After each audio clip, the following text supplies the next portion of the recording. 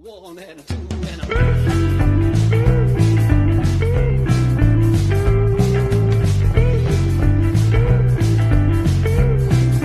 long box punk.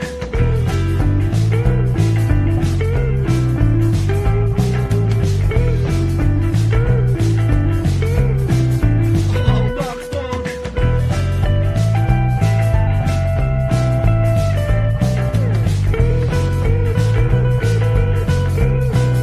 Long box punk.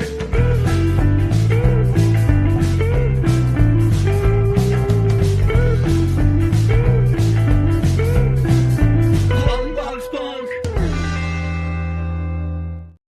Well, happy Sunday, viewer. It is another live stream right here happening on the Long Box Punk. That's me. I'm Chris. I am the Long Box Punk, and I am joined by not just one, but by two fantastic creative folks. I have Amber right next to me. I've got Jimmy on the bottom of your screen, and we are going to get into their upcoming release called Penny and the Yeti. We're going to talk all things about the comic. We're going to get into the creative process. We're going to talk cryptids because we have to.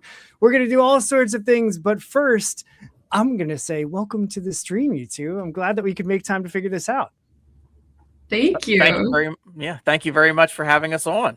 For sure. Absolutely. I was stoked, Jimmy, when you reached out like, hey, I've got this book. Can I hang out? Because the Cryptids Creative Corner is just awesome. And like to have you come on to my show, I'm like, yeah, absolutely, Jimmy. Like that's absolutely. So I'm stoked that we were able to get this to work out with our schedules and everything. Because you're doing like 74 jobs and I'm doing, I think 7 last time I counted. And Amber, I hope you don't have that many jobs too, but I know that you're like a teacher and all creating and just, we all have insane lives. So here we are in the Venn diagram of like the busy, constant chaos aligned for a little bit of time to just have some fun talking comics. So I'm excited to get into it with the two of you. Before we get into Penny and the Yeti, I want to know, because, this is a comic book show, like what are your origin stories? How did you get into comics? Where did all this, like, how did you start creating comics? Where did this come from for you? I'll let the two of you duke it out virtually to figure out who goes first. Well, Amber, you can go. Go ahead. Okay, so I, like many children, started drawing comics before I even knew what they were called. I used to draw a comic a lot when I was in first grade that was about a talking penguin that my first grade teacher would very graciously let me read aloud to the other kids. And then when I returned to comics in like kind of a serious capacity, I was a teenager when like the first wave of like Marvel movies was happening, and that got me like back in. I was obsessed. And then from there, I decided I want to do this. I want to be one of the people making the comics that I love so much. Nice. So were there like from the Marvel movies, did that kind of push you into picking up the comics that had the same characters that the movies did? Yes, I really liked Captain America and Bucky. That is my wife. Yep. I understand that. Yep. Excellent taste. So I got really into the Captain America comics. And then from there, it was like Spider-Man. I really liked Deadpool. And then Spider-Gwen started coming out like around the time I was a teenager. Yeah. And that was probably one of the first times that I was like, oh, this is kind of like what I would want to be making if I got into comics. I love it. I think you're the first person to reference Spider-Gwen as someone that like, wanted to, make comics. That's fantastic. I love her anytime she's with Kate Bishop. Basically because I just love Kate Bishop. She's fantastic. But her whole run with the West Coast Avengers and trying to keep Spider-Gwen just like, can you just not, or like Gwenpool as well, like just all the chaos that they have is just super fun to read about. So I totally get it. But yeah, Spider-Gwen is top tier character, and I love that she's the one that got you into it. So across the universe or across the multiverse, like, is that your like, oh my gosh movie? I was really hyped when I heard that Spider-Gwen was like leaving the pages and entering the movies. I was in the theater on opening night for that movie. I was really hyped. And then I didn't know about Spider-Punk, and that was also huge for me. I became a big Hobie Brown fan. Yeah. So I'm waiting for the next movie very excitedly. That's are they doing another animated one, or Mhm. are you talking like the Spider-Man Oh, I noir was with Nick Cage? Ooh, I forgot about that one, honestly. They're That's doing another Across the Spider-Verse, I think like Okay. a sequel. I have no clue when that's supposed to come out. Sweet. Yeah, the animation style on those alone is enough. Like admittedly I read Spider-Man comics, like everybody read Spider-Man comics, Mhm. but he was never the character for me because I quickly then discovered the X-Men, and then that was like I was all in, all chips on the table. But there's the animated movies of the Across the Spider-Verse are insane, and like the Miles Yeah. Morales, just all of it coming together. I had heard people talking about it, and I was like, "What is?" I haven't even seen it. Like, it's Spider-Man. How weird can it, or how good can it be? You know? And I saw it. And I was like, "Oh my gosh, this is incredible!" Like, I like these better than any of the live action Spider-Man movies. Oh, yeah. To that point, like it just, and I'm a sucker for Cage. So him doing an all black, very deadpan Spider-Man noir, I was immediately into it, and then they said that they were bringing that into, I think, live action, like, through Sony. I think that's the final Spider-Man Sony movie. I could be completely lying on that, so don't fact check me, but I need more Nick Cage as Spider-Man, honestly. So super good stuff. Jimmy, what about you? How did you get into comics? I think I got in early on in terms of comics. With my dad would take my brother and I to like a local comic shop, and Okay. um, I've said it before on the Cryptid Creator Corner, but for your listeners and anyone watching, my dad would take us and he would buy. He didn't collect any one series, but he would buy number one issues like it was his retirement plan. So it's like, but it was, the late 80s and probably a little into the early 90s. So it's a real mishmash of number one issues and any, also from my brother and I, any like Saturday morning cartoon that Yeah. had a comic book, we had like a couple of issues, random issues from all over the place. So I knew about comics and we would go and get comics, but I don't think there was anything in particular that I collected or that I, was like getting issue, after issue. Yeah. I always tend to gravitated more towards DC stuff. And then Okay. I probably didn't read a comic book, for 10 or 15 years, and live near in Wilmington, Delaware, where I am, live near a really great shop. And when my wife and I and our oldest moved here, I would, need stuff to do. My wife, she's a photographer, so she works on the weekends, and my oldest daughter, Charlotte, and I, we'd go to the park, we'd go to the library, and we check out the comic book shop. And, we read a lot of comics and kids graphic novels, and from very early on would always read to Charlotte. And then when Penny was born, we'd read to Penny. And so we'd go in there and check stuff out. It was the comic book shop is the name of it. And Sarah and her husband, Titus, were amazing. And they don't own it anymore, but for the time that they did, them and the staff were phenomenal. And just from going in there, I wanted to support this, support them. And I'd look at like what was on the shelf, and I'd, ask Sarah, like, hey, what are people reading? Like, what should I check out? And Yeah.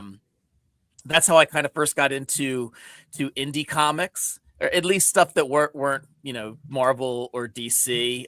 Sure. Like I think one of the first things I remember her specifically turning me on to was Four Kids Walk Into a Bank. Oh, yeah. The Okay. Matthew Rosenberg and Tyler Boss comic, which I was absolutely hooked after that. So, Yeah. but from doing that, then I I think that happened maybe right around the same time or right before DC relaunched with the New 52. Okay. And so then I got into reading some of those comics, some of the DC like New 52 stuff, and then I felt like I had to go back and catch up because I had, you know, more than a decade's worth of comics. Yeah. I mean,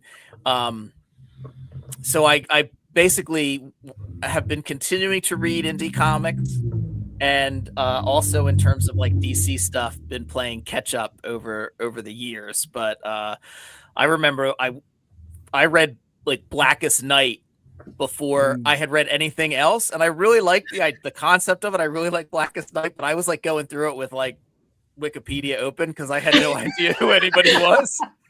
Yeah. I mean, I knew Flash and Green Lantern, and I knew some of the characters, but so then after reading Blackest Night, I went back and I read Crisis on Infinite Earths, you know, Infinite Crisis, Identity Crisis, Final Crisis.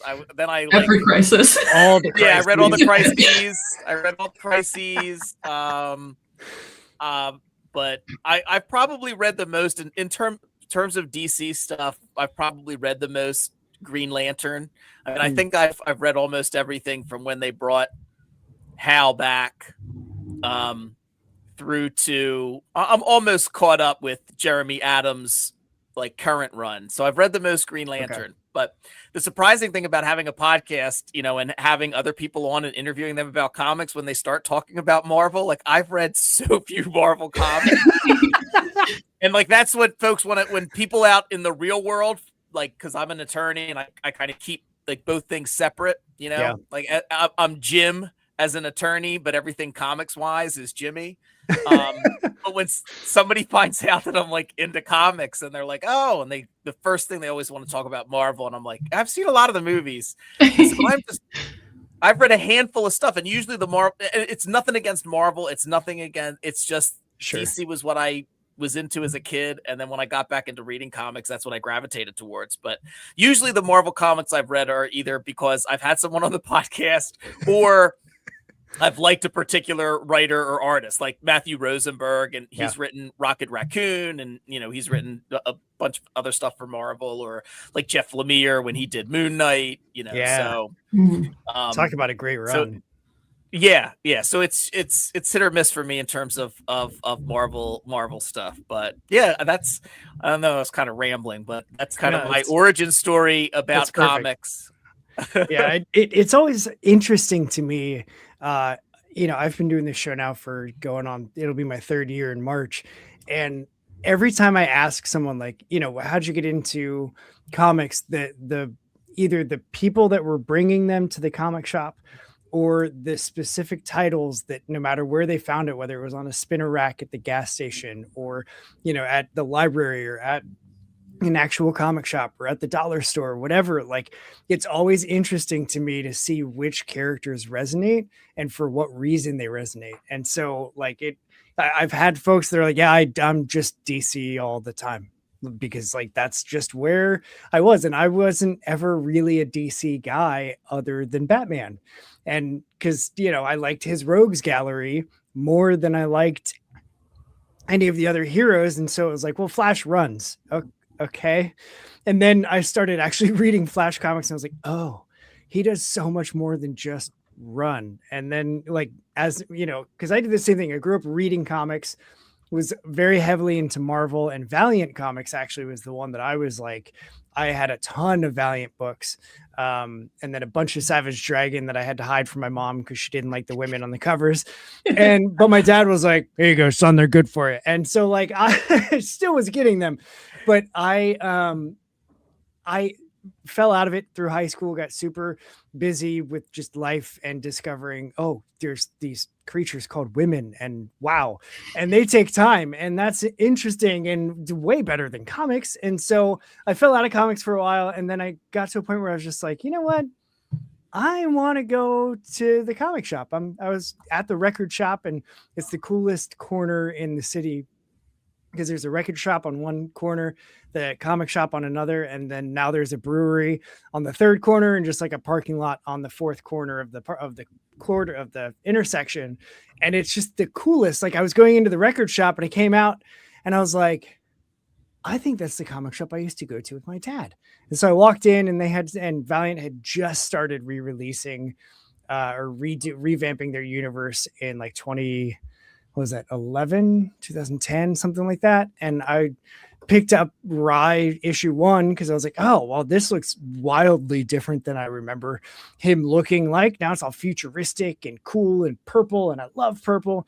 And I immediately was like, I'm all the way back in. Like, here's all of my chips.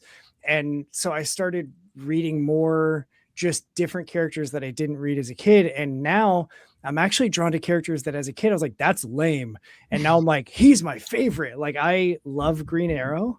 I think Green Arrow is great. I have a thing for archers. Apparently that's fine. I love Hawkeye, both Clint and Kate. And, you know, I like Daredevil. I love Daredevil books. Like, he's the one that I just kind of fell into an obsession with, especially after the TV show started, because my wife and I watched the show, and then it was like, well, if the show's this good, are the comics this good? I don't remember any of his comics being this good. And so I went and picked up like Fall from Grace and read all of Frank Miller's, and was like, oh my God, the comics are definitely this good. And then like that led me into Bendis's run, and just like all of these different Daredevil. And so it was just, I was talking to somebody on the show about a year and a half ago, and I was just mentioning like, yeah, I'm into all of these heroes now that as a kid I was like, lame, stupid, don't care, boring. And now I'm like, no, these are the ones that I keep picking up, and I keep reading, and I keep loving, and I keep talking about. It's not the traditional like cape stories, and I still will forever love X-Men, right? But it just like, it's different. And then if I'm doing big two, it's going to be a short list of characters, because the rest I'm like, just give me indie comics. Like, give me the grit, give me the different, give me the big swings. Like, I like those comics now. So because the two of you both kind of were like getting heavily into comics later in life, how did you then go from that to like what was it that made you say, I have to make a comic and I have to start creating my own stuff?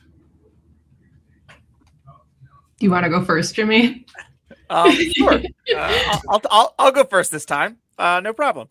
I guess I've always liked telling stories, but I never thought of doing it as any, type of career, or like I never thought, oh, I'll be a writer one day. Never thought of that. I always liked being creative, but growing up, probably in high school, I discovered theater. So high school and college, I was in theater. Basically, I went to St. Joe's in Philly, and St. Joe's had a theater scholarship, but you didn't have to be a theater major. So I basically, so I had a theater scholarship to St. Joe's that mostly paid for college, which was nice. And I enjoyed theater, but it wasn't anything that I thought I would pursue after college. I mean, I entertained the notion for about like 8 seconds, and then I was like, I don't think I don't know if I could do that, or would be good enough to do that, or if that's the type of life I wanted. But I always like being creative, and then I stopped I stopped doing theater. I think the last show I did was in 2010, and just didn't have like a creative outlet for a while, and I was just from reading comics and tweeting about them, and then starting to review stuff, and then do stuff with Comic Book Yeti. It all kind of happened at around the same time, but I just thought I miss having something creative. I miss having something that I thought was like for me. And, also a little part of it was also about, my kids, like being able to show them that I could do something else, or that if there's something that they wanted to do, that they should go for it. And I mean, I've read a lot of comics, and I've read a lot of great comics, and I've read a lot of okay comics, I'm not trying to be negative in any way, but there's a lot of great stuff. There's a lot of good stuff, and there's a lot of just okay stuff. And I just thought, I think I could do this. I think I could tell a story, and I wanted to. So, I started trying to pitch story ideas to anthologies, and that I started. Yeah, I guess 6 years ago is when I started, and yeah, that's what it was about. And now we're here. So Here we are. that's my story. Amber? I was always kind of like the art kid. Growing up, I just kind of had like a natural inclination towards drawing. And then when you're even slightly good at it as a kid, people like really encourage you to keep drawing. So I did. And then throughout school, I grew up in a very small town. I did not know anyone else who read comics. My school did not have a very robust like art education at all. And the only two jobs that I could think of that involved drawing were picture book illustrator and tattoo artist. And as a teenager, I really wanted to be a tattoo artist. Yeah. Which didn't happen, but might still someday. I don't know. Never say never. Never say never. Yeah. And I told my guidance counselor that, which was a huge mistake. And she was like, okay, so like maybe art school then? So when it came time for me to like start applying to colleges when I graduated, I'm from New England. The only art school I knew about was RISD, which I went toward the campus, wasn't crazy about. It was too cold. And then at a like college fair, there was a table there for a school called the Savannah College of Art and Design.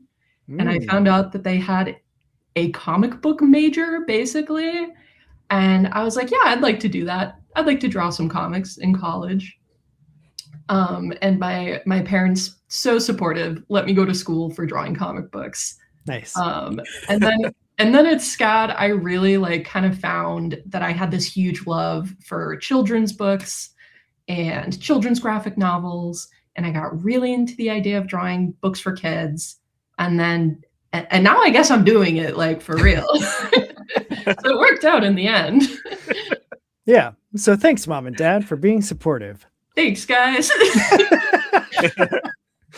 Yeah, when I told my dad that I wanted to go to college for theater, he was like, "Are you sure, son? Are you sure you're sure?" And I was like, "Well, now I'm not. Why?" And I, had the same, like, I did theater in college it was high school for me, was all theater all the time. And then going into college, it was a little bit of theater. And then very quickly I was like, well, wait, there's these things called bills and I'm going to have to pay them. And I don't think that acting in like small community theater type things, or like, I don't think I'm good enough to get to Broadway or in shows or anything like that. So I need a real job. And then I bounced through like 7 other majors before I landed on broadcasting, of all things. And then my dad was like, "You're going into an industry that's dying, son. Like, radio is dying." And I was like, I mean, when you put it that way, yes. And now I work in a warehouse. So there's that. Follow your dreams, kids. Who knows what path your life will take. Right. Yeah. I loved theater, and I still do. I don't get out to see nearly as much as I'd like to. My kids do a theater summer camp at Newman University, and Charlotte, the oldest, acts in her shows at school, in her grade school. And I try to tell her like stuff about, when I did theater, and she just, eyes glaze over, has no interest. But no, it's great that they've kind of found it, because I found it a little bit later. I think I did like one show in grade school, and then really in high school. That was it. I was a theater kid.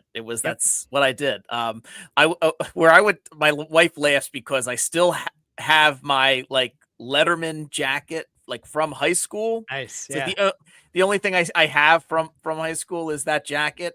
And I say that they gave me a letter. I never put it on the jacket, but I do have the letter that they gave me my senior year. And she's like, what did you play a sport in high school? And I'm like, no, I lettered in theater. She goes, they gave you a letter for that? I'm like, they did. They gave me I lettered That's in awesome. theater in high school. Yeah, and then it was nice not I mean, I don't know if I would have been a theater major, but that's one of the reasons I liked St. Joe's. You know, I liked going to school in Philly, and I liked that I was still able to do theater and didn't have to major in it because I wasn't sure what it was I was going to do. But Yeah. I should have recognized a fellow theater kid. Yeah, I still kind of exude that very theater kid energy all the time, and I married a band kid, so my wife is always saying how like, well, yeah, in band. I'm like, well, yeah, in band. She's like, you're such a theater kid. I'm like, you're such a band nerd, and so like it's like, and that's us with everything. Like her whole, I say this wearing a black shirt, but her whole wardrobe is all black. And mine is like very typically, other than this shirt, is like purples and pinks and like very bright colors. And I'm the loud, talkative, extrovert. She's the quiet, introspective introvert. And she would make the joke of like, half the reason I married him is because he talks enough for the two of us. And I'm like, ha ha ha, you're so funny. And then now that we've been married 11 years, I'm like, oh no, yeah. Okay. All right. I know my place. Thanks, babe. But yeah, the theater kid, and like any chance to get to just enjoy theater, like it still is that, like, oh, I just automatically now understand you as a person because theater kids go through weird stuff together, and it's because they're theater kids that they get through it. And so it's automatically, it's like the Jeep wave thing. Like if you own a Jeep, you do the 2-finger wave to other Jeeps. I feel like as theater kids, it's like, oh, you're kind of socially awkward, but you're very energetic. And I gravitate towards that. And so like, we just understand, but so instead of the 2-finger wave, we just have the like chaotic energy that needs to be contained. And it's that's a good way to describe it. Chaotic energy that needs to, and all my friends I have a few friends that still do theater. Like I have one friend of mine who's a teacher. He's a high school teacher, but he still does community theater all the time. I have another friend who, him and his wife, they live in New York. He does background acting all the time, and they still do, theater as well. And it's always great whenever I get to see him. But yeah, like we will still get together every once in a while if we go see, somebody's show, and it's like the Muppets getting the band back together every time we meet. Yeah. You've got those friends that no matter how long time passes, you still know that you can make that one joke about that one thing that you did together backstage that like no one else knows about. And suddenly it's just like, okay, cool. No, we're the same. We're still on good terms. Everything's great. Let's just have fun and whatever. Love it. I have no idea where we were going with any of this, by the way. This is what happens on a live stream. Is it just my brain goes. So I apologize. Let's hard pivot and talk about Penny and the Yeti because it's adorable. Like I did college radio. Track with me here. I did college radio and because broadcasting, and we had a band in the studio and we were talking about what movies they had seen. And one of the guys was like, I just saw before coming here, Wall-E. And I was like, oh, I haven't seen it yet. How is it? And incoming profanity. He was like, Wall-E's cute as fuck. And I just was like, it's what? And I loved, like, I saw it and I was like, oh my God, he was right. It is cute as fuck. Penny and the Yeti is such a cute book. I was like, this book is cute as fuck. And I know that's not the intention to be that cute, but that's all I could think of reading it was just like, and also as a child of divorce at like all of the fighting parent scenes, I was just like, oh, this is super real. So tell me about the book and about all the things before we like start just really dissecting the process behind what made this story come to life. Well, first off, thank you for the kind words. Unfortunately, we can't put that pull quote on the back of the book. It is an all ages book. I'll go very quickly, and then I let Amber talk, because the first off, the book would not be anywhere near what it would be without Amber's art and colors. I think any other artist would do a fine job, but there's something that Amber brought to it in terms of those characters and the color that makes the story what it is. But Yeah. Penny and the Yeti, it started out as a 4-page short called Yeti and the Big Stomp that my daughter, the real Penny, not the character Penny, but Penny and I came up with like a story idea. I was putting her to bed one night, and we had this story idea, and I thought it would be neat to show her how a comic was made. So we kind of like, we had this little idea, and I kind of expanded it and scripted it into 4 pages, and then through another artist, Beck Kubrick, who I worked with before. Beck wasn't, I reached out to Beck. Beck wasn't available, but gave me a few artist names. And as soon as I saw Amber's work, I was like, oh, absolutely. If Amber is available, like, she is who I want to do this. So Yeah.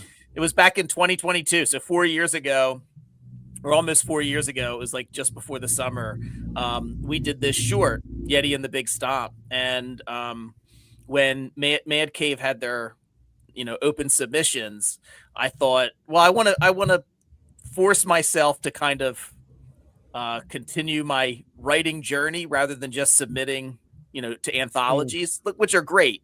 Yeah. But I kind of took the 4-page idea, expanded it into a larger story about, this family. And the parents argue a lot, and there's 2 sisters. The younger sister, Penny, really doesn't like it, really doesn't know how to talk about the fact that the tension in the house really gets to her. And then a Yeti that her sister drew and gave to her, on a sheet of paper with the Yeti drawing for her to hold on to, kind of walks off the page into her life. And then the story goes on from there. And somebody from Paper Cuts, the first person I think that reached out was editor Stephanie Brooks, and they liked the idea and they loved Amber's art. And then we were, shortly thereafter off and running and making a graphic novel. So awesome. That's kind of how it all happened. But take it away, Amber. First of all, I'm so glad that you found it so cute. I love to draw cute things. It's always like my number one thing is I'm like, I gotta make it cute. Yeah, from my point of view, I had graduated college with a comic book degree post-pandemic, which was not a great spot to be in. Yep. And I hadn't drawn comics for a while. And then when I saw Jimmy's email in my inbox with the pitch of I wrote this comic about a Yeti with my daughter, I was like, oh my God, this is exactly what I want to be drawing. This is so great. I had a very fun time drawing those original 4 pages. And then quite some time passed. I still hadn't worked up the courage to start pitching any of my own stuff. And Jimmy asked if it was okay to send those 4 pages to Mad Cave. They said that they liked them and they let us draw a whole book of Yetis, which was such a dream. I hope it shines through how much I love drawing Yeti. Yeah. He is just, not to toot my own horn, but his character design is, it appeals to me specifically. Yeah. Yeah, it was a lot of fun. It was great. That's awesome. Yeah, it definitely and there's so many expressions that Yeti has as he's figuring out now what Penny's life is like and how he fits into it. And I'm a sucker for any character that has the hair that does the flip thing. And putting as a girl dad, I struggled putting my daughter's hair in pigtails and stuff, and so there's this scene where they're doing each other's hair, and his hair is just all naughty looking with random clips in it, and I was like, yep, I was there. Yeah, that's real. That's exactly how that happens. And I just kept thinking that over and over of yeah, that's how that is, and that's, yep, that's how that goes. Like how, I mean, Jimmy, as you were writing it, like where did the tension of including like the fighting parents and the tension that creates in the house, and then the older sister kind of looking out for her younger sister but also still trying to be like too cool for the younger sister, like how did what life events influenced any of that for you, or did they, or were you just like, yeah, this is the story that needs to be told?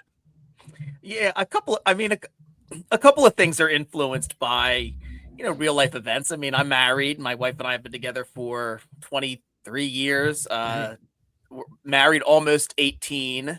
And yeah, I have two daughters.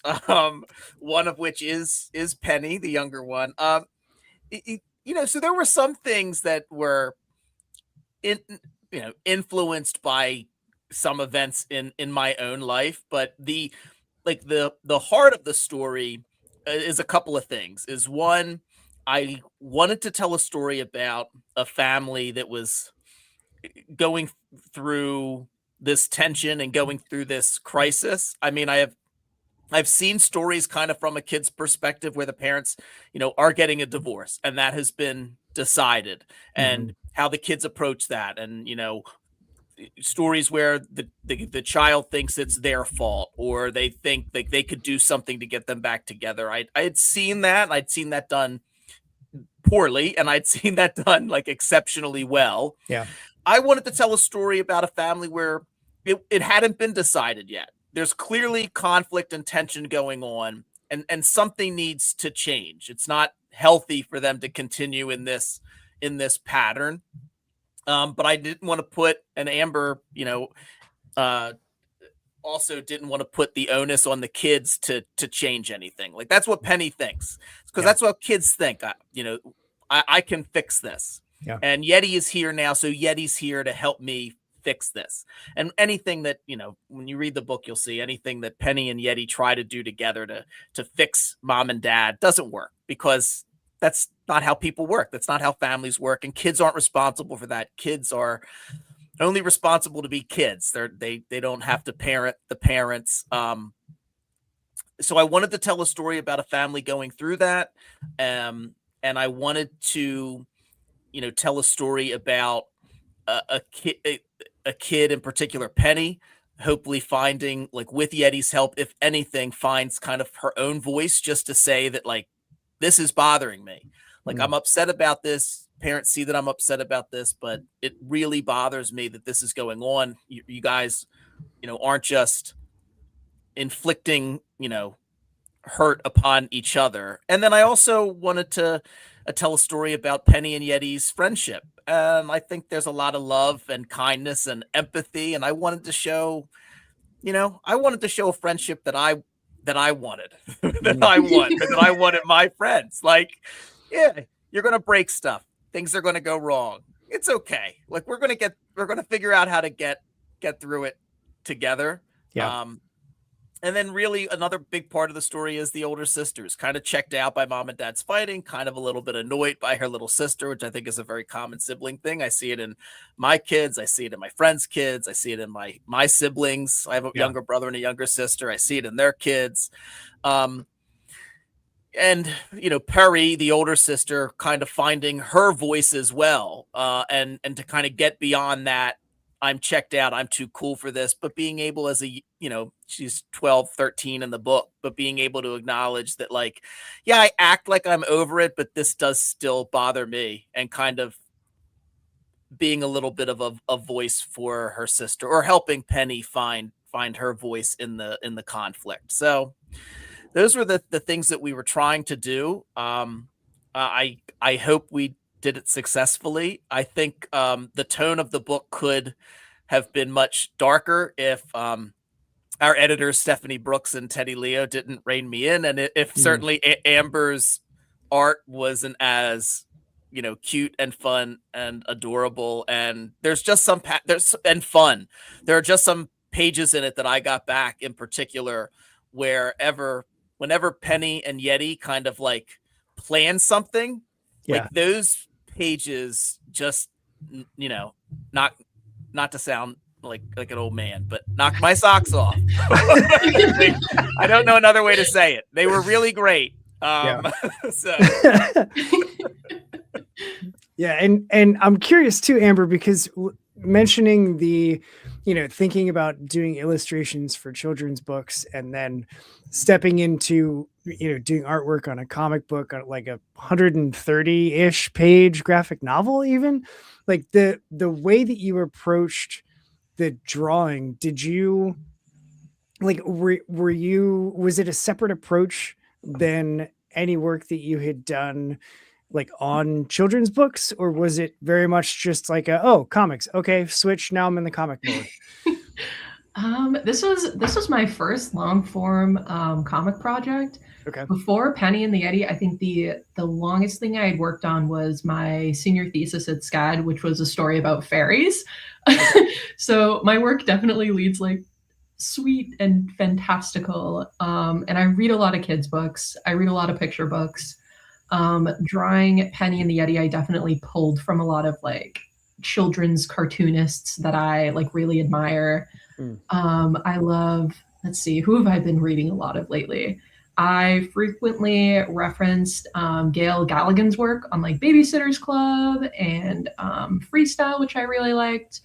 Laura Netzger's work really influenced me. I hope I'm saying her last name right. Bigfoot and Nessie was really huge. Bug Boys. Yeah, I had a lot of different influences when I was working on Penny and the Yeti. Yeah, I was pulling from a lot of like children's books that I had been reading at the time. Sure.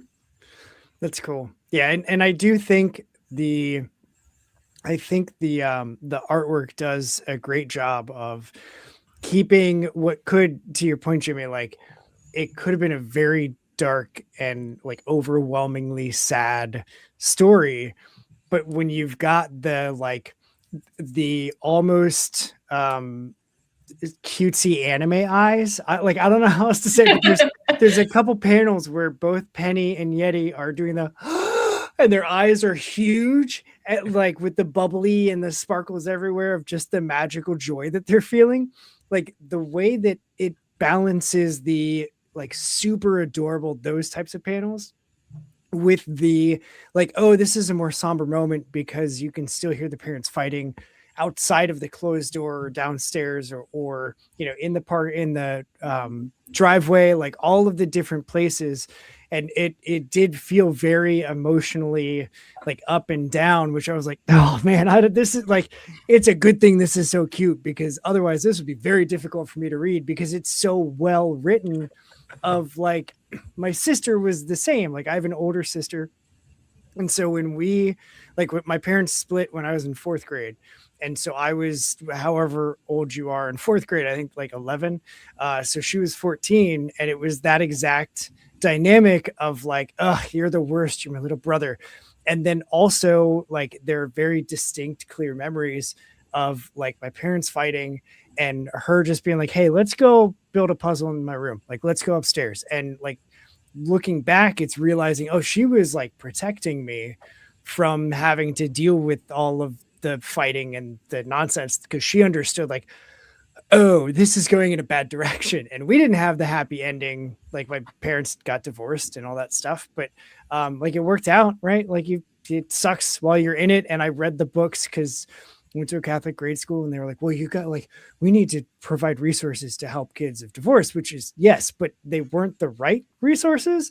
And it was suddenly just hearing the same thing over and over of like, it's not your fault. It's not your fault. Hey, did you know it's not your fault? And it's like, I wasn't even thinking it was my fault. Like they're fighting about macaroni and cheese. How is that my fault? I never thought that. But like, that's all that they were like beating into us, because it's such a common feeling with other kids of divorce. And so it's just like a lot of the fights, as I was reading it, I was like, damn, Jamie, why are you putting me through this, man? And then I would look at Yeti, I'm like, but he's so cute. Like, this is okay. All right, everything's fine because Yeti's around. So like, why? I know, Jimmy, you mentioned that it was with Penny that you came up with the original idea, but like, you've got comic book Yeti, Penny and the Yeti. Like, what is it with you and Yeti? Yeah. Excuse me. It was really Penny because when we were talking about writing a story, and like I was putting her to bed, and I asked her if she had any plans for the summer, is how it started. And she's like, no. Do you? And I'm like, no, I don't. I work. I don't get a summer. I said, I just our normal vacation when we Yeah. go away for a week to the Jersey Shore. And she was like, oh, okay. She goes, and she said, well, you should write a story. And I said, oh, well, what should it be about? And she said, well, what about a Yeti? Because she knows about comic book Yeti. She knows, I have a couple of T-shirts and I've talked about it. And I have like a notebook with the Yeti on it. Sure. And she said, oh, it should be about a Yeti. And I was like, okay, well, fine, but you should be in it too. And that's kind of how, so it started because of that. And yeah, and then I didn't anticipate that I would, 4 years ago, I did not anticipate that I would be doing, press and having to talk about a graphic novel, Penny and the Yeti. But it's like wild to me. Like, it's kind of like pinch me that I'm here. Yeah. When I started this journey, when the pandemic first started, as when was the first time I ever thought about actually writing. It was it was Mad Cave. It was the Mad Cave talent search. And I thought, oh, I'll figure out how to write a comic script. And that's the first thing I ever wrote to submit was for the talent search. I didn't win. Yeah. But that's what started it. And that was, 6 years ago. And to think that now I'm here, I didn't really plan any of this out appropriately. it all just happened. But now we're here. So that's why the Yeti, that's why Penny. I mean, because, having a daughter who's also named Penny, everyone asks, it's like, are you okay? Like, are you guys all in therapy? I'm like, this isn't autobiographical. I mean, I do go to therapy, but this is not autobiographical. I mean, some of my wife probably will say, if Sarah was down here with me, she probably would say that, like Fenton, I do get in her way in the kitchen unintentionally. Yeah. And so I'm sure there are things that I just thought about in my own life, but it's also my friends' lives. And I have friends that are all over the place. I have friends that are single that have never gotten married. I have friends that are in long-term relationships, but they're not married. I have friends that are married. I have friends that are separated, friends that are going, that are divorced. Yeah. And it's just the things you see. And sometimes it's not the tension in the house isn't like a big, huge, somebody made somebody stole a bunch of money. Somebody had an affair. Like sometimes it's not a bunch of big stuff. Sometimes it's just a lot of little things. Sometimes it's just people forgetting how to communicate with each other. And sometimes divorce is the answer. I mean, I tried to show that a little bit with Penny's friend Harper's parents are divorced, and Harper is very honest with Penny because Penny has heard that word. And, in the book, I thought it was important for Harper to say, yeah, it was hard, but like things are a lot better now. Like my life's okay. Things are good. Maybe if your parents get a divorce, it'll be okay. And, I wanted to kind of leave it up in the air a little bit where it wasn't set in stone as to exactly what was going to happen with Fenton and Maxine. But yeah, we're I don't know where I was going with that other than I should have planned this out better because everybody asks. And yeah, I didn't plan it. I'm not a good planner. And now we're here. So I mean, listen, Jimmy, that's life. I never planned to be happy working in a warehouse. And here we are. So like I had dreams of grandeur of being a big time radio star, and nope, it just, that's not how the cards came out. So that's quite all right. But like you are here. And I think a lot of comics, there are really, really great planners that are out there. And I wonder if some of those planners get stuck on the plan instead of just letting the creation take them where it will. Right. Like you mentioned I did the thing because I wanted to make my daughter told me I should write a story. So I wrote a story and it was about her. And one step after the other, and it just kind of snowballed. Yeti snowball. I'm sorry. I'm so sorry. God, That's a good terrible. one. But, like, it just kind of cascaded into this thing, and now here you are with the pre-launch happening on paper cuts, and which is linked in the show description below, so you can just go ahead and pre-order it now and save yourself having to remember that it releases April 21st, because not everyone is going to remember that date like I will, because not everyone has a cousin that was born on April 21st like I do. So it's an easy day for me to remember. But it, like, here you are with this pre-order, and it's all because you submitted something and had editors that helped along the way. Like, it takes a village to make the thing happen. And I think a lot of it is purely serendipity, like just the right time with the right story. And here you are now. Where does the story go? I don't want to content spoilery anything, but are there plans for future Penny and the Yeti books? Like, is this the first of, like, your Hardy Boys 87 volumes? Like, what's or is there a plan? Is it just see what happens? I would love to do it. I would love to do more. I don't want to speak for Amber, but hopefully she would be on board as well. I mean, I think it depends. I think if people like it, if people buy it, then I'm hopeful that they'll let us do another one. I mean, I certainly have some ideas, and for what a volume 2 could be. So yeah, I hope there'll be more, because I love these characters. I love seeing Amber draw these characters, and so yeah, I hope there's more. I would love to draw more Yetis. Even after, like, wrapping the book, it's whenever I find myself looking for something to doodle, it's always Penny and the Yeti. Since I've drawn them so many times, it's like muscle memory. Yeah. So what's so for you, Amber? Like, you said that this is the longest form that you've done. Like, what do you have other projects that you're working on? Like, are there other comics that you're, like, talking about producing? I know it gets weird with, like, I can't talk about this yet, but, like, is there stuff that you can talk about that you're working on?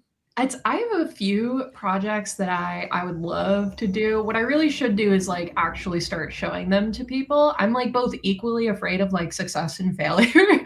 Yeah. Because on one hand, failure sucks, and then success is scary, because then I have to, like, draw the book, and will it be good? And, like, will people like it? Will I ever work again? I have my senior thesis story was about a radish fairy, who's a fairy that looks like a radish. Whose Amazing. telescope goes missing, and hopefully it will be a very sweet, hopeful children's graphic novel whodunit that's actually secretly about community and, like, found family. And then I'm very lucky that my partner is a writer. He writes for video games predominantly, but I've sort of, like, tricked him into writing comics for me. So we're working on a sort of fantasy, also children's graphic novel about little creatures heavily inspired by Terry Pratchett's Discworld series. Okay. That we haven't shown to anyone, so I'm, like, free to talk about it as much as I want. Nice. Hopefully coming someday, maybe in the 2030s. I don't know. Mark your calendars in a very non-specific way. I love that. I'll put it on a dart, and then I'll just throw the dart into the future. Yeah. So that at some point, eventually, I'll be like, I wonder if that book ever. Yeah. Check back in a few years, and we'll see how that's going. Oh, that's awesome. I just started reading in the past year the Discworld series. I hadn't really been familiar with Terry Pratchett other than Good Omens, but I there were several people who said, "Oh, if you like these types of books, you'll love the Discworld series." So I think I'm only on the third book, but I really enjoyed the Discworld series. So that sounds great, Amber. I'm really into the full disclosure. The only books in the series I've read are, like, the Guards, like, sort of, like, plot line with Captain Sam Vimes. Right, Phenomenal. Guards, and yes, Men at Arms, Feet of Clay. They're all fantastic. Sweet. Yeah, I really like all the characters in those books. That's great. What do you like? What do you guys listen? Do you listen to music as you're writing slash drawing slash like just plotting and creatively churning the wheels? I definitely do. Do you I listen to like listen. bubbly, happy? Like I'm imagining like hyper pop playing as you're drawing these like ultra cute characters on page. It's actually so funny. My like in the zone like sort of music genre is I listen to a lot of hardcore, I listen to a lot of punk and like new metal. When I'm drawing like the cute Yeti, I'll be like headbanging along to like Hybrid Theory. That's Shout out Linkin outstanding. Park. Yeah. I listened to a lot of the Baldur's Gate 3 soundtrack, so it was like Okay. medieval like tavern music while I was Yeah. drawing like the interior of like a car. It's yeah, music that you would not expect someone drawing like very cutesy, like rainbow sweet illustrations. I love that. That reminds me, do you know I don't even know his real name, but on Instagram, his handle is Never Stay Dead. He's based in the UK and he does like ultra cute drawings, but he is covered in tattoos, wears a battle jacket, like always has black band shirts on, and like he's just cussing all the time. If I could reach it, I've got, I'm going to not be rude, but I'm gonna grab a book. Jimmy, as like, what kind of music do you listen to while you're creating? I think this is long enough to reach. I don't really listen to anything while I'm creating. Okay. I will typically write and just whatever is the ambient noise of whatever is in my house. Perfect. So I don't. I mean, sometimes the TV will be on in the background, and it's usually like the Food Network. So, Oh yeah. so the Food Network will be on in the background typically while I write. But other than that, I usually don't put anything on the TV or listen to any music when I'm creating, like at least like first draft type of stuff. If I'm editing, like after it's all written and down, and I'm just like making corrections, like after I've gone through it. I don't know, it depends. Like my musical tastes are, I think, fairly eclectic, but I like Broadway musicals. I like Very good. Americana, I guess, like the Avett Brothers, Okay. and also the Dropkick Murphys and Irish pub songs. Yeah. Yeah. Yeah. Do you know the band the Dreadnoughts? No, Oh, I don't. Jimmy. Oh my gosh. I'm gonna send you an album. I was at the album release party in Columbus, and it just was like the coolest. It immediately jumped into like one of my top 3 favorite shows of all time. It was put on by a local record label here in Ohio. They're based in Columbus because a lot of the big stuff is based in Columbus, whatever, it's Ohio. But they're called Punkerton Records. And I had talked with the founder on Instagram before, like, hey, I didn't know there were other people that were like big into punk in Ohio. We should do a thing together. And he was like, absolutely. And we're still talking about stuff, but he hosted the Dreadnoughts album party, and the album is called Polka Pit. And the first song is all about like getting in a polka pit, and it's got the accordion and the like they all wore lederhosen and the fedoras. Oh my god, it was the best. It was so much fun. We did a polka line Oh my where gosh. that like the whole almost the entire venue ended up in like dancing in a polka line. We went outside and like all the way down the city block and then back, and we were high-fiving everybody that was like walking around like, what the hell are all these people? So, like we couldn't hear any music, but we're still like like just down the street in Columbus. And then we went back in and they were still going, and they all like partied because we came back and we just formed a giant dance circle. It was the coolest freaking show. But I now that I know that you like Dropkick, you're gonna like the Dreadnoughts. They're All right. top tier stuff. I will check it out. Yeah, let me hear it. I love discovering new music. So Perfect. it's I feel like it's harder to do as you get older, at least for me, because like my kids listen to I've tried to a bunch of different stuff, like kids, typical kids music stuff, and then they get into their own thing. And I've tried one of the things I tried to do, because I drive my kids to school, is to introduce them to different artists, so they have like not just stuff I like, whatever I can think of, just so they have like or at least exposed to some of the music. And I didn't think any of it ever really sunk in, especially with my 13-year-old Charlotte, because she just seems like, she just likes to listen to the same station of like pop music. Yep. But we were out somewhere recently and they were selling like coasters with album covers on it. And she was like, oh, I want to get these coasters with these albums. And she knew like a lot of the music, and it was David Bowie, The Cure, I want to say The Who, and one other band that I was like, okay. Yeah. And I was like, oh, okay. Like, all right. So like something did something get through, or is it going to be like, oh yeah, my friend turned me on to David Bowie, and then I'll be like, he did not. Yeah. I played you David Bowie, darn it. I want credit. I was bumping Ziggy Stardust when it wasn't cool, and you listened to it and you hated it. I sang you Life on Mars when you were in the womb. See, when my daughter was like 1 and 2, she did this thing where like she would just start losing her mind, crying like little tiny tots do, and we would put on ABBA, and she would immediately just like, oh. And she would just be happy. And if we rocked her like all the way through one of their songs, like by the second song, she was asleep.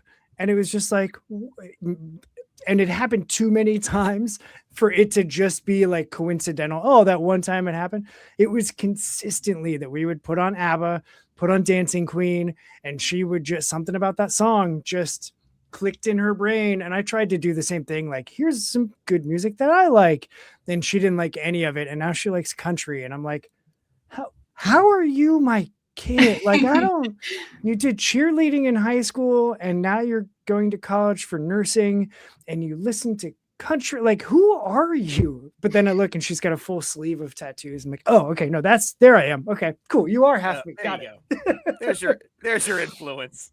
yeah. But yeah, she's sending me pictures, and I'm like, my wife actually today was like, she has like her full sleeve done of like black and white flowers and stencils and stuff.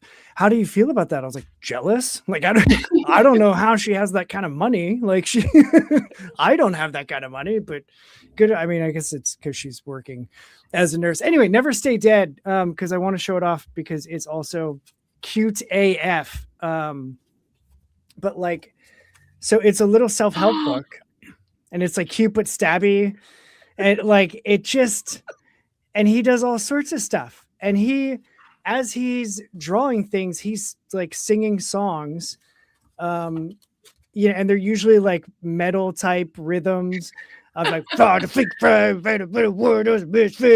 an angry sheep, like that type of thing.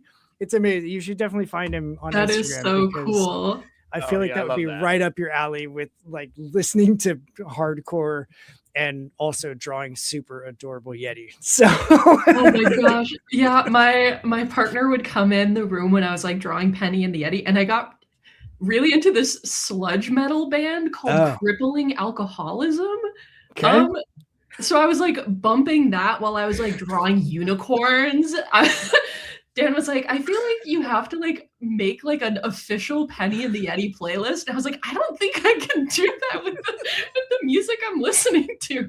But you could though, and only send it to Jimmy and me. And I would be super down, because I would love to hear sludge metal have you listened to any Viking metal stuff? Of course, now that I say it, I don't remember any of the bands, but like Viking metal is its own genre. Yes, I'm familiar with Viking metal, of course you are. Which I feel like would appeal to me, since I feel like it would marry the sludge metal and like the tavern music that I was listening to. So maybe for my next book, I'll have to listen to a lot of Viking metal.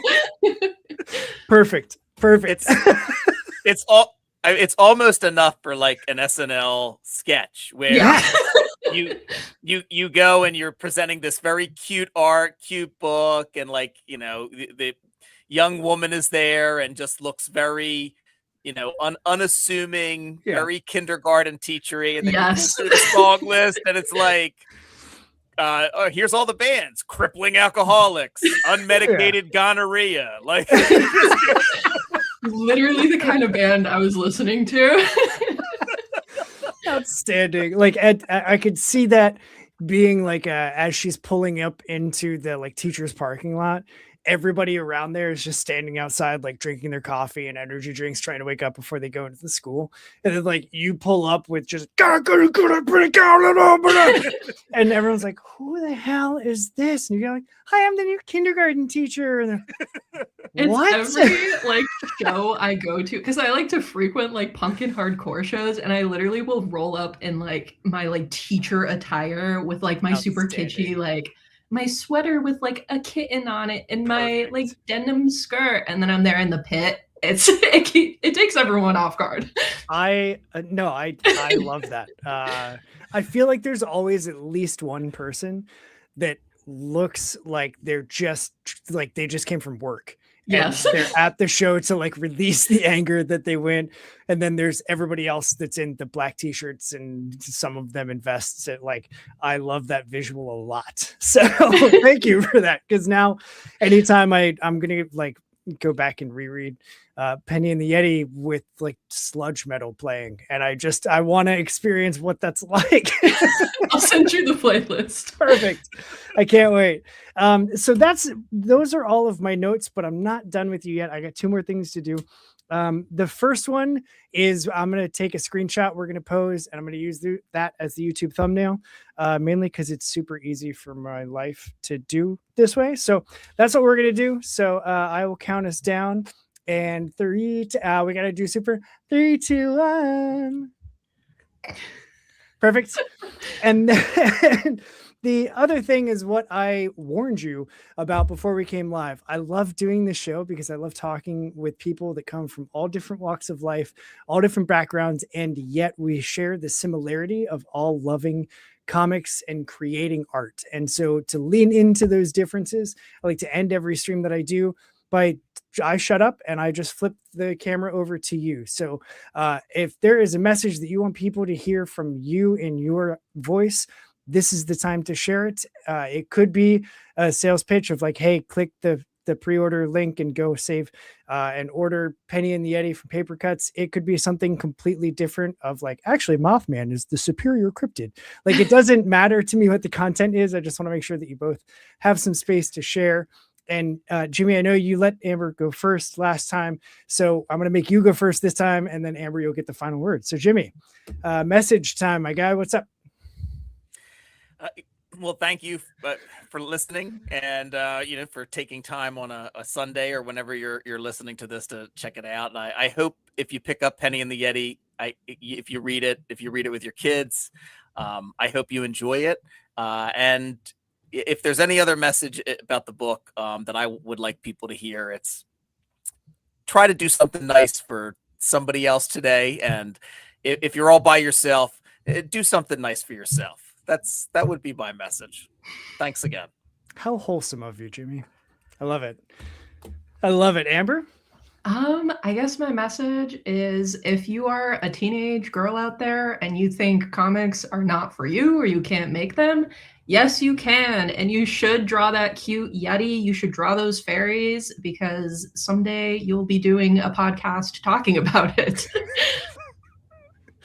I love it. I love the message of make your art and do your thing and take care of yourself. Like those are maybe making art is taking care of yourself. Oh, a marriage of the two. It's fantastic. It's so good. You guys make a great creative team. Like that, just softball, slam dunk, alley-oop, whatever sports thing that I'm trying to think of. That just nailed it. I can't beat it at all. I'm going to ramble because I'm from Ohio and I don't know how to end things properly. So I will say thank you to you both.